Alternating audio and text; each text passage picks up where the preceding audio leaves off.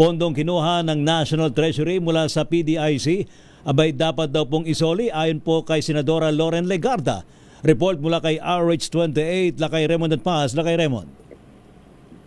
Ray, pinasasauli ni Senador Loren Legarda sa pamahalaan ng kinuhang pondo mula sa Philippine Deposit Insurance Corporation o PDIC na nagkakalaga ng 107.23 billion pesos.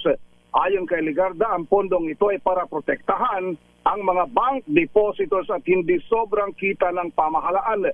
Mula ito sa Deposit Insurance Fund o DIF ng PDIC na mula sa premium ng mga bangko at nakalaan ito upang masiguro na protektado ang mga deposito kapag nagkaproblema ang mga bangko.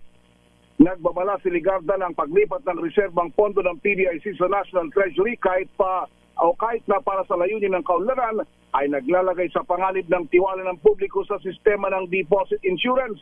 Nagpapahina din ito sa safety net at inaasahan ng maliliit na depositor, mga retirado, mga OFW at maliliit na negosyante. At tugunan ng pagkabigo ng mga bangko, hindi upang tustusan ang pangkalatang gastusin ng pamahalaan. Ipinaalala ni Legarda na ipinag-utos na ng Korte Suprema na ibalik ang 60 bilyong piso na kinuha sa PhilHealth. Dapat ganito rin ang gawin sa pondong kinuha mula sa PDIC at inilipat sa National Treasury. Ito si RH28 Raymond at Paz para sa DZRH, una sa Pilipinas, una sa Pilipino.